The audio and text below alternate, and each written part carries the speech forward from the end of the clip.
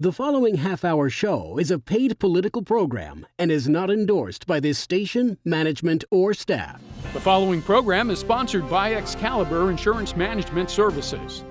We welcome to this week's show the Speaker of the House of Representatives of Pennsylvania, Bryan Cutler. He became Pennsylvania's 139th Speaker of the House, having previously held a powerful post of Majority Leader. Bryan has a compelling personal story. While still in high school, both of his parents were diagnosed with ALS, amyotrophic lateral sclerosis, otherwise known as Lou Gehrig's disease, which took their lives.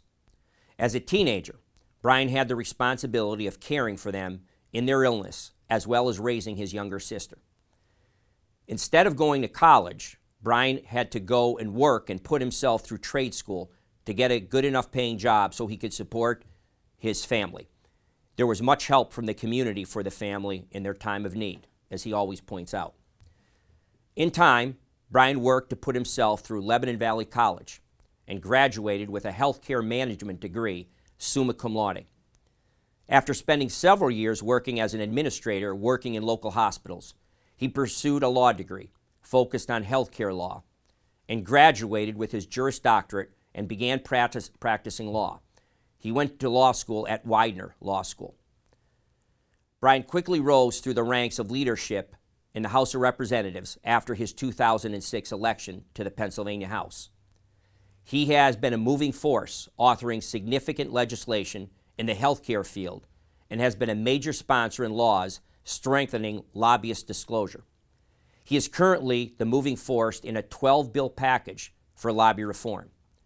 He is also leading an effort on a bill that would produce 2 constitutional amendments to rein in Governor Tom Wolf's unchecked dictatorial use of executive orders. Bryan and his wife Jennifer live in Lancaster County with their 3 children on an 11-acre hobby farm in the same log cabin where Bryan grew up. We look forward to have him on today's show, as well as telling his compelling story. This is the Volpe Report, a weekly news and political interview show examining the latest local, state, and national issues with Chuck Volpe. Insightful, informative, controversial, the area's premier political talk show, the Volpe Report. Mr. Speaker, welcome to the Volpe Report. I know in these very highly concentrated legislative times with all the issues you confront, making time is appreciated by me, and thank you for participating. Yeah, absolutely. Thanks for having me. Well, as we kind of both joked off air, you are, I think, under our Constitution, the 3rd most powerful person in the Capitol. I think it goes, actually, arguably 2nd, because the lieutenant governor is kind of a figurehead unless anything happens to the governor. But then in the chain of command is 3rd. And as we kidded about off the air, I've had some of the top leadership, whether in Washington or in Harrisburg, and some of your colleagues, and usually they have the offices befitting the palatial grandeur of the power of their office. And you sit there as the highest representative of the true people's house, which is the House of Representatives, in a very utilitarian surrounding. So my compliments for a hard-working Speaker of the House. Thank you very much. I'm actually in my district office here in Buck, Pennsylvania, and we just recently moved to the front part of the office complex. So we're still getting moved in, but it's not stopped us from continuing to do our work. Well, appreciate it anyway, Bryan. Let's talk about some of the issues. One of the biggest issues Pennsylvania faces, and I've dedicated several shows this season to it, is the RGGI initiative, the Regional Greenhouse Gas Initiative, acronymed is RGGI. And the reason I bring that point up is that probably was there were other issues, I understand, masking and some of the other stuff that's going on, which we'll also talk about in Pennsylvania schools, the overreach of executive power by our governor. But RGGI specifically, putting that into having the effect of ultimate policy change in Pennsylvania, literally changing the economic landscape of our state. to do that by executive order and regulation, the way he's attempted to do it, has forced you, along with your colleague, Senate Leader Ryan Aument, to pass legislation that will ultimately go to the voters of Pennsylvania in the way of a constitutional amendment. Yes, I think unfortunately, both at the state and the federal level, for too long, we've seen the use of executive orders to bypass the legislative process, but more importantly, the people. That's been the biggest concern. And your example of the Reggie initiative is just the most recent example. I could list several. You have Reggie, which you hit. There's also the overtime rule that recently came out. There was the business closure order, the masking order, all of which have been challenged in court.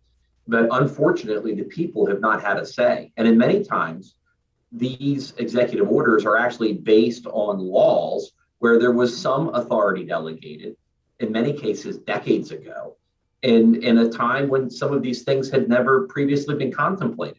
Specific to the Regional Greenhouse Gas Initiative, that particular issue is even more troubling because that's an interstate compact.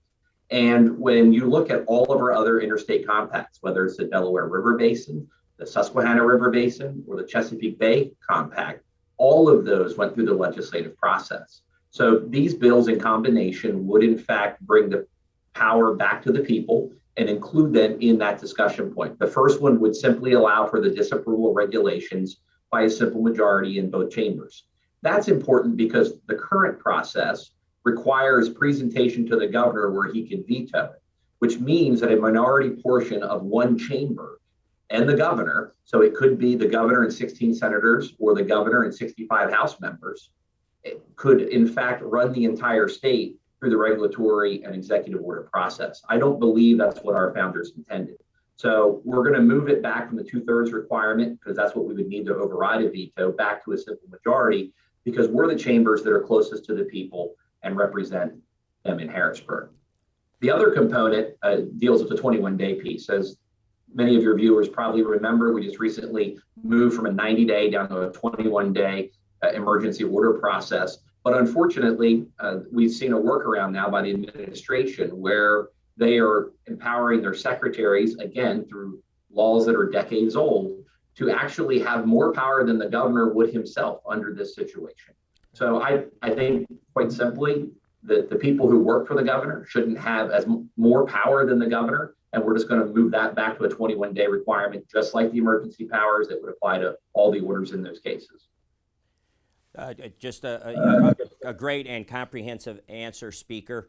As a fellow attorney, I know you are. I've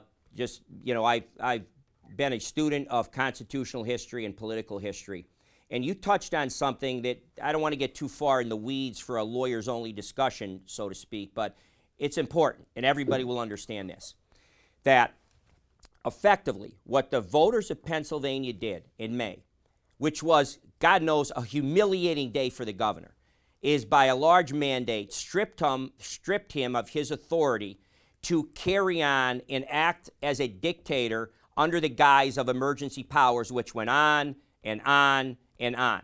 Apparently, he didn't read all of the case law that said by very nature, emergency orders are temporary.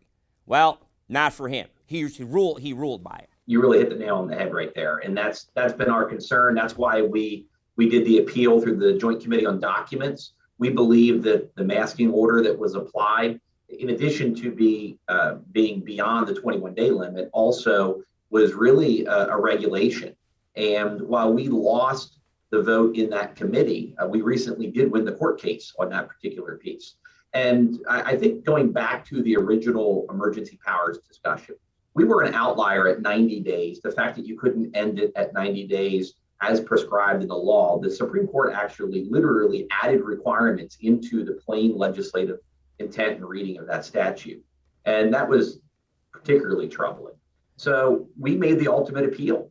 We went above the Supreme Court and we appealed to the people, and the people validated our position. We're now involved in another legal case with the masking order that deals with, again, the regulatory process. And, the court was very clear that they should have followed the regulatory process. There should have been opportunity for public input. And as that moves forward, I think that it only further proves that we need to regain the balance of powers in the statement of the balance of powers. In terms of having a balance, you have to have the fulcrum or the pivot point in the middle. You can't have it 2/3 to one side. That's just fundamentally unfair. You're basically a major sponsor of a bill that will require audits in Pennsylvania based on voting outcomes and election outcomes. So the far left and the Democrats will scream about that, about voter suppression, and that's what you want to do, which if you read the bills is ridiculous. Wanting a fair outcome and wanting a correct outcome should be the goal of every elected official and really citizens, to have their votes not be diluted by votes that shouldn't be counted. So election reform is clearly on the docket. So your thoughts on that and what your audit system would do? Yeah, the proposal is actually quite simple. And I think in this discussion, a lot of folks are confusing recounts and audits. Those are fundamentally two different things. A recount is when you retally the votes, you look at them and ensure that your numbers match. An audit actually also deals with processes. In other words, where all the policies and the procedures follow. I'll use a non-election example because I think it might be easier to follow. The state distributes liquid fuels money out to all of the municipalities, the townships, the cities, the boroughs to do their road work and their bridge work. And when they do that, the auditor general comes in periodically through spot checks, and they make sure that the money was spent appropriately. They don't look at it and say, well, we gave you $1 million. Did you spend $1 million? They say, okay, we gave you $1 million. You spent $1 million. How were those projects fitted out? What was the process? Did you follow the rules? And that's essentially what this would bring over into the election world. Right now, we have a system where the counties who run the elections, the county board of elections that are responsible for the machines and tallying of the votes and then forwarding them to the Department of State, they all audit themselves. And they do risk limiting audits as a requirement of the 2016 lawsuit made by then presidential candidate Jill Stein. And so we have the counties doing 2 audits, and then we have other legal mechanisms in there. But you really have to have an independent third party do the audit, in my opinion. So that's why we had suggested the Auditor General. We had included money in the budget for that, but unfortunately the governor had vetoed that, and we told him we'd keep trying to work through that through this fall. This is really only about validating the processes, the procedures, the policies, and it's a continuation, quite frankly, of all of the data and the work that we've been doing, dating the entire way back to Act 77. And, as early as February 2020, I raised the issue of mail-in ballots coming in late. You have to make sure that the process and the procedures are being followed. Just recently, yesterday, I learned that there's yet another municipality who is looking to count undated ballots that are inconsistent with current state law. I think it really goes back to having standardized policies and procedures. Part of being standardized is everybody agrees on the rules before the process starts. That way they can't be manipulated midstream. And that really, I think that the audit proposal would really strengthen that. It would give an independent outside look at it. Look, the Auditor General literally audits every other component of government. Why wouldn't we let them do this? Agreed. I would like to, we talked off camera about some of these issues. First of all, we've acknowledged that the Commonwealth Court of Pennsylvania has effectively declared the order by acting Secretary of Health null and void as illegal. And the deadline, I believe the new deadline, that the stay that had initially been granted for the appeal to the Supreme Court, they've now walked that back and said, well, you have till December 4th, which gives you enough time to either do the regulation process right or change your policy. So your thoughts on such, I've talked a lot in this show, Speaker, last week especially. We have 2 issues right now in our, well, actually kind of one, there's 2 issues, but one is kind of in 2 parts. The first issue are vaccination and maxing mandates that are being required in our schools of children. The second issue is educationally critical race theory, which I talked with Senator Arment last week, is coming to our shores. That's an issue that confronts us. So part of this mandate issue that's now in the Commonwealth Court on its way to Supreme Court is going to touch on some of this and establish the policy framework which will deal with some of that. What rights the citizens have. As the Virginia voters spoke loud and clear when their former governor and current candidate for governor, Terry McAuliffe, said parents have no right to have influence in their parents' education. These are some of the cultural wars that are coming to our shores. I'd like to hear your position on them. Yeah, I think in terms of the issues regarding the kids, and quite frankly, adults, with both the vaccines and the masks, I've said all along that it should be readily available for those who want them, and we should respect those who don't. I think that's a fairly easy way to approach the situation. Vaccines are now widely available, and at some point, I think we have to learn to live with the virus and manage it as a society, because we certainly can't enter another period of prolonged shutdown. And by and large, the vast majority of people who want to be vaccinated are. And when you look at the issues surrounding kids, we're actually a little more fortunate than those in Virginia because we have school districts that are much smaller. And in other words, you are more than likely to actually know your school board member. They have a county-based system down there, I believe. So it's critical that we as parents be involved in our kids' education. We, at least locally here in our region, we had multiple school board seats flip recently. And, in some cases, it was regarding curriculum. In some cases, it was regarding the mask issue. Some cases, it was just individuals have become more engaged. I recently attended a school board meeting where there was probably 500 or 600 people in the room. And it was a good opportunity for a civil dialogue. And I think that's important. And that's exactly what our country has been founded on. So, when it comes to the standards the state teaches, the school board implements those. So those decisions in terms of what's being taught in the class, what's it look like, and how does that proceed, that's being decided locally, and we all get a chance to have that input. And I think we should take full advantage of it. In terms of some of the other the issues, you mentioned critical race theory. I think it's important that we teach our history. I think it's important that we teach the good and the bad. You have to acknowledge where we fell short as a country. I think that's a fundamental part of it. But I don't believe that it serves anyone's interest for us to continually divide ourselves and talk about how different we are for the sake of putting us into different groups. We should be celebrating our differences, not highlighting them to the detriment of one another. Agreed. Great answer. Those are things I said I have been talking about. I read a story in the New York Times yesterday, Speaker, that amazed me, that there is a database that's being created by the Justice Department of this country that is going to keep tabs, apparently, in the database on parents that are protesting in certain instances, in certain circumstances, the school district policies that you just talked about. And there going to be investigations and a database created which would view them almost as domestic terrorists. I'm speechless that in this country that could happen. And instead of the normal democratic processes of political speech being protected by the First Amendment.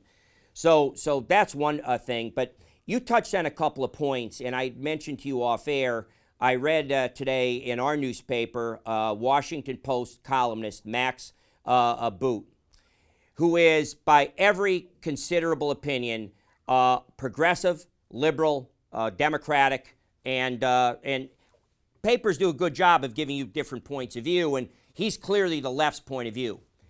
Well, he gave a shot across the bow to his own party and the progressive and liberal movement in an editorial that ran in our newspaper here, but also in the Washington Post. He's a columnist for the Washington Post.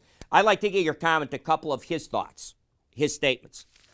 The first issue is what you talked about relative to children and masking. So he talks about that. And I'm quoting him now. He talks about there's three bad issues for the Democrats. One is obviously inflation and the energy crisis that's looming, obviously. One. Two was COVID-19 and the lingering effects of it and how it's divided the country. And then three is the overreach by the progressive left. But on the masking issue, here's what he says. he says, we're going to have to learn to live with this. And then I'm quoting now, that's bad news for Biden because a lot of people expected him to end the pandemic. Now voters might punish Democrats. And he goes on further to say, at some point, Biden will need to risk telling the truth. We have to learn to live with this virus that for the vaccinated is less threatening than the flu. So return to normal life now. Example, to in-person meetings and maskless classrooms. That's from the progressive left, and that's going to be on in every office in Washington today and being discussed, I'm sure.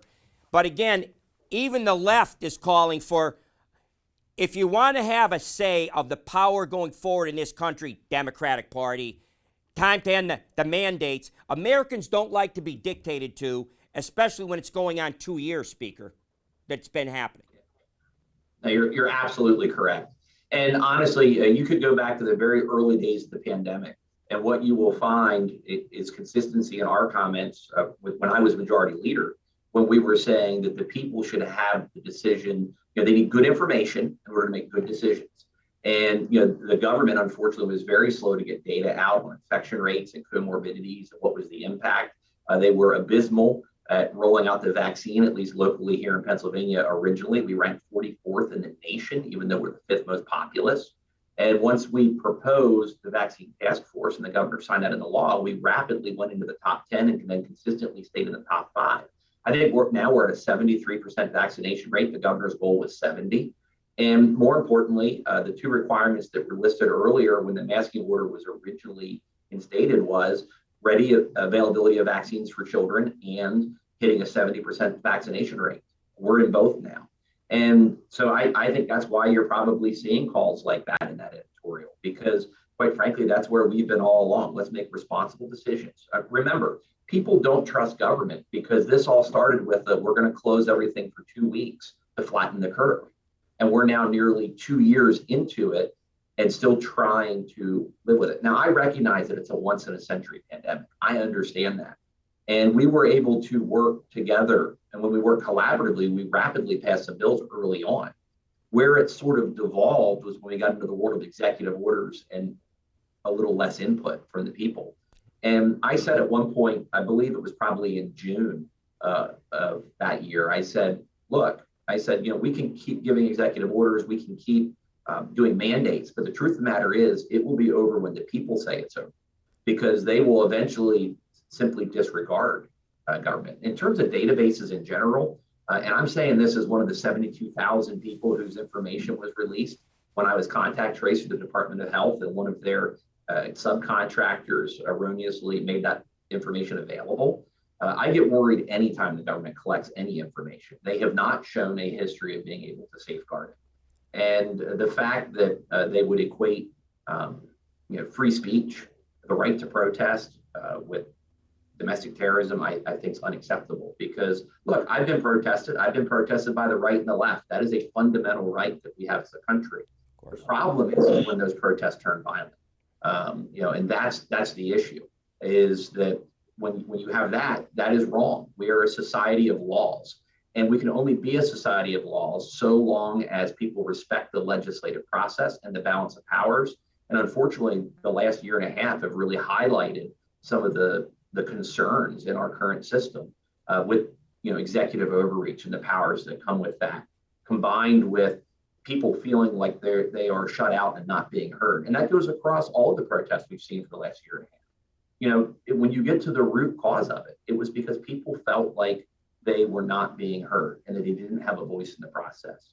We have to include them in that, and we have to debate good ideas and work collaboratively. When you look at last session, and this is important, because keep in mind, the second half of last session was, in fact, during the COVID pandemic. And we had 648 bills, I believe, that passed the House. 96% of those had bipartisan support, and 64% of those were unanimous. And it's really important because everybody says, oh, you're just naming roads and bridges. While that's important, that was not the case. We did educational reform. We did the first in the nation for the GI bills in terms of allowing for the transfer of your student benefits. We worked on a farm bill to help our farmers. We worked on education, tech training, and about 220 of those landed on the governor's desk. By most counts, it was a very productive session. Those were high numbers, high agreement, and we still managed, or unfortunately managed, to get 21 vetoes last session, I believe. So that's more vetoes than I've seen in my entire legislative career. And I understand that the legislature and the governor may not always agree. And I understand that we as a chamber may not always vote with one another, but that's okay. The process and the input's what's important. Agreed. And to your point, as you were speaking there, I was thinking that the perception people have of this partisanship and gridlock, I'm glad you pointed out on all the things that got done in Pennsylvania. And one of the important reasons after 8 years and counting of this show, Speaker, is that having people like you come and talk to the people on television, telling them what's really happening, our mainstream media they tell one side of the story. I've never seen it be as slanted as it was in the last 18 months. So it's good that you do that. Unfortunately, our time flew by. I thank you for your participation and helping illuminate for people what's really going on and what's at stake in our country. And there's a lot being fought for that matters as we go forward into 2022. So thank you, Speaker. Thank you very much for having me. We'll do it again. As my viewers are aware, it is a very rare occurrence when we have to edit our show. It's rare because it would take extremely relevant and breaking news that directly impacts the substance of the discussion on any particular week's show. As our audience knows, our shows are pre-taped, and only in the rarest occasion a breaking news story will occur that would affect such taping. This is one of those times. In a story from the Delaware Valley Journal from Kevin Mooney, a senior investigating reporter from the Commonwealth Foundation, information was published showing the Wolf administration had coerced Bucks County to support their mask mandate in direct contravention of Bucks County's health director, Dr. David Damsker. Bucks County parents uncovered this damning evidence through a right-to-know request showing the state's mandate from Acting Health Secretary Allison Beam was also accompanied by extremely unethical coercion of local government by the state. The story goes on to state that Governor Wolf's health department apparently directed its allies in the Bucks County Commissioner's office to strip the Bucks County Health Department of its legally delegated authority. Bucks County Health Director, Dr. Damsker, had previously provided guidance that there would be no mask mandate due to the fact, based on all medical evidence, serious illness from COVID-19 among children is rare. It was established through an email chain the lengths to which the Wolf administration surreptitiously attempted to discredit Dr. Damsker. In light of today's discussion with the Speaker of the House on the Commonwealth Court's rescission of the mask mandate, we consider this information highly relevant.